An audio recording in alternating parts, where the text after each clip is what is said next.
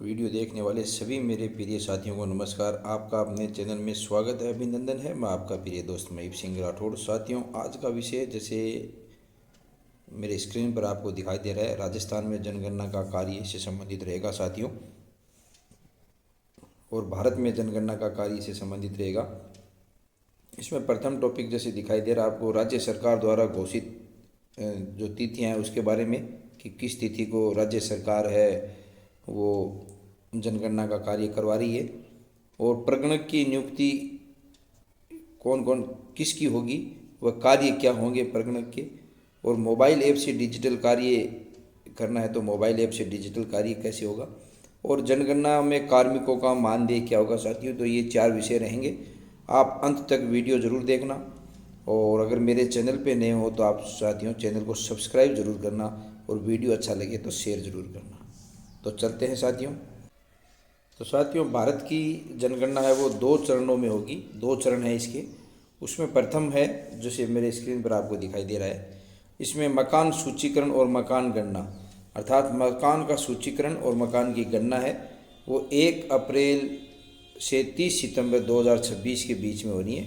इसमें सभी अपने जो प्रगणक लगाएंगे वो घर घर जाके मकान का सूचीकरण करेंगे, अर्थात मकान की गणना करेंगे। वो समय रखा है साथियों 1 अप्रैल से 30 सितंबर के बीच में।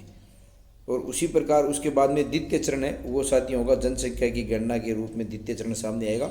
उसका समय रखा है 31 मार्च 2027 तक करनी है वो, यानी 30 सितंबर के बाद वो आरंभ होने वाला है, और वो चलेगा साथियों 31 मार्च 2027 तक जनगणना का कार्य चलेगा। इसमें साथियों राज्य हैं वो थोड़ा बहुत आगे पीछे कर सकते हैं, 15 दिन महीना आगे पीछे कर सकते हैं। तो इसमें ये तो भारत की बात हुई। उसके बाद में राजस्थान की ओर चलते हैं साथियों।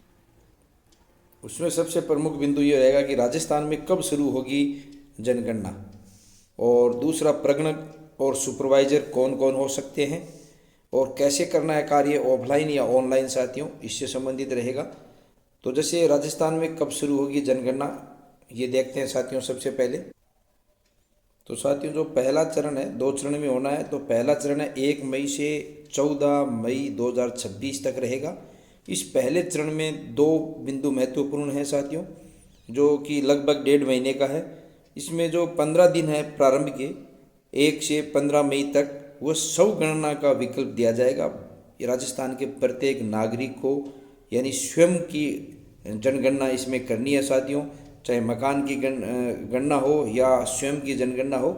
इसके लिए साथियों एक ऑनलाइन ऐप है वो आएगा, वो डाउनलोड होगा, और उसमें वो स्वयं अपनी गणना के जो जनगणना से संबंधित 33 क्वेश्चन हैं वो स्वयं वो उसके उत्तर देता जाएगा और सबमिट करता जाएगा। इस प्रकार स्वयं राजस्थान के प्रत्येक नागरिकों को स्वयं अपनी जनगणना करने के लिए 15 दिन का समय साथियों दिया गया है इसमें।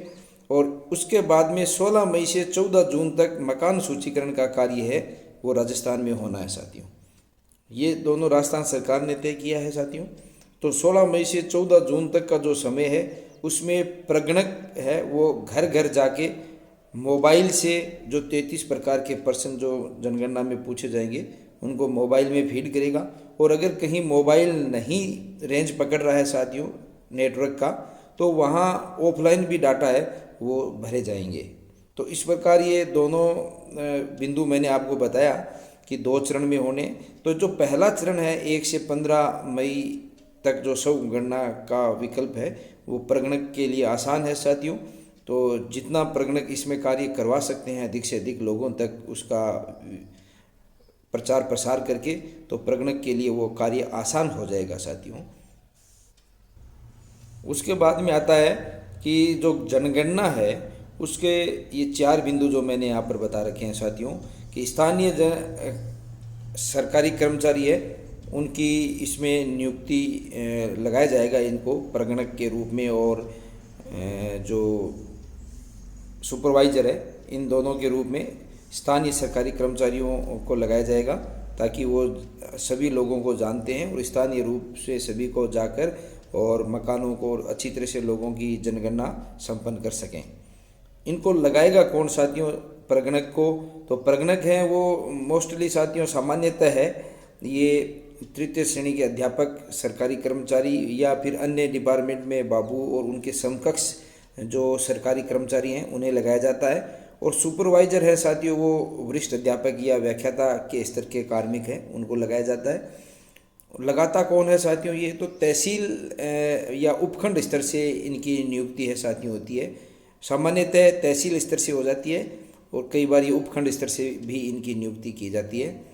तो प्रगणक को करना होगा फील्ड में काम साथियों, तो मेन रूप से प्रगणक हैं वो घर घर जाके, जो कि स्थानीय कर्मचारी होंगे, वो सभी घरों को और वहाँ के लोगों को जानते हैं, अतः वो जाकर वहाँ पर अपना कार्य संपन्न करेंगे ऑनलाइन ऐप या ऑफलाइन के माध्यम से। और ऑनलाइन ऐप में जो 33 प्रकार की सूचना दी हुई होगी, उन सूचनाओं के आधार पर वो सभी जानकारी लेके सबमिट करेंगे। जैसे ही इसके बारे में आगे ऐप के माध्यम से कैसे कार्य होगा, ऐप लॉन्च होगा, उसके बारे में आपको मैं ऑनलाइन वीडियो बना के कि कैसे कार्य होता है आपकी सेवा में प्रेषित करूंगा साथियों। तो मेरे चैनल को आप इसके लिए सब्सक्राइब जरूर करके रखना। धन्यवाद। मिलते हैं एक नए वीडियो के साथ। आपका प्रिय दोस्त मयूर सिंह राठौर।